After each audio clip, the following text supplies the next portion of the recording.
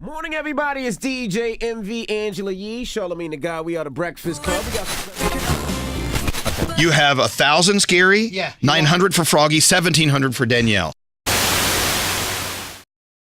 In August of 1981, the first music video was played on MTV. Scholars and the average American believed this was the beginning of the end for what is known as radio. Now in 2016, the radio continues to exist, but the idea of its decline is alive.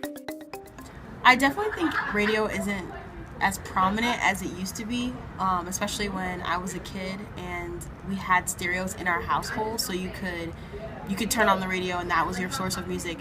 Now you have Apple Music, you have Pandora, you have Spotify. There's so many different ways to get music that you don't really tend to turn to the radio when you want to listen to music, especially since there's so many commercials. You don't want to hear all the advertisements, so people would pay to not have an advertisement than they would rather listen to the radio.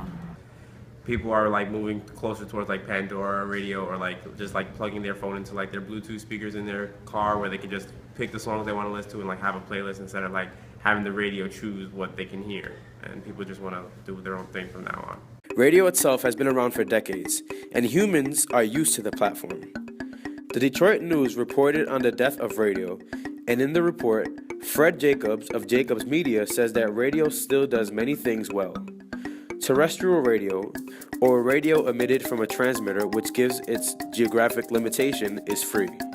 It doesn't devour data. Everyone knows how to use it, and you can summon it from your dashboard even when your house loses power. Jacobs says it's not going away, but it's going to have to redefine what's important to consumers and be that thing.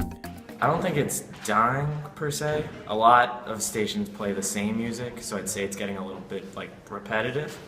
But I wouldn't say it's dying because a lot of people still listen to radio. I don't think it's dying. I think it's just different and changed, and there's room for that change.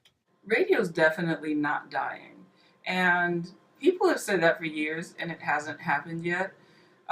If you think about the fact that, when television came along, everyone said radio's dead. Didn't happen.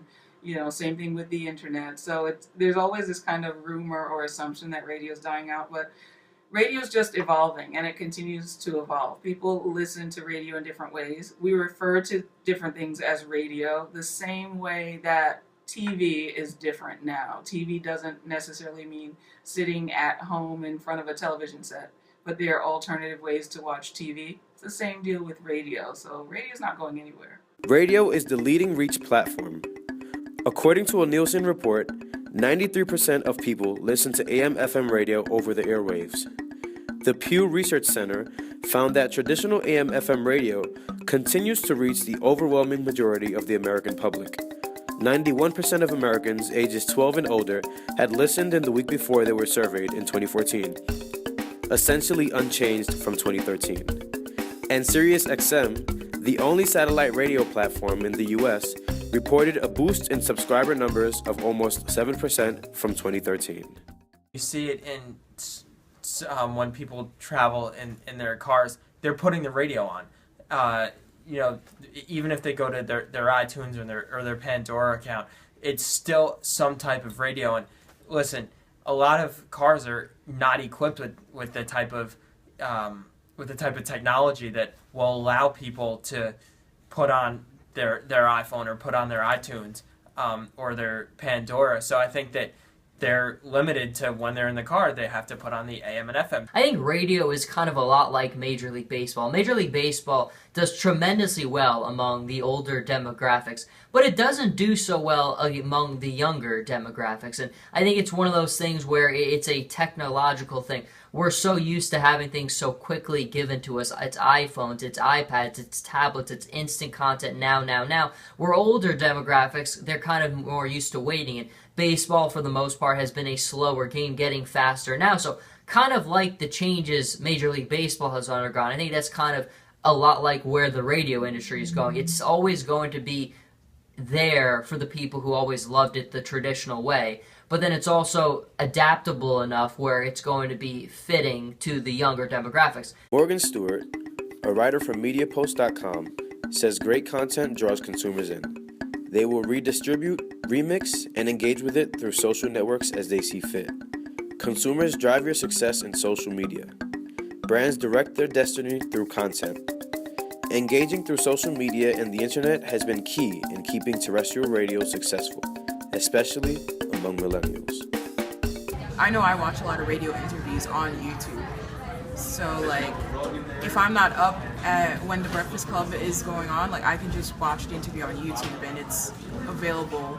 And I feel like that's a form of listening to the radio. It's easier to connect with people online, so it's just like, if there's any possible way to get your stuff online, I feel like it can hurt you at all. You know, I look at radio just like I look at television. And you have to look at what people are using, and then you go to those sources to drive your audience back to you.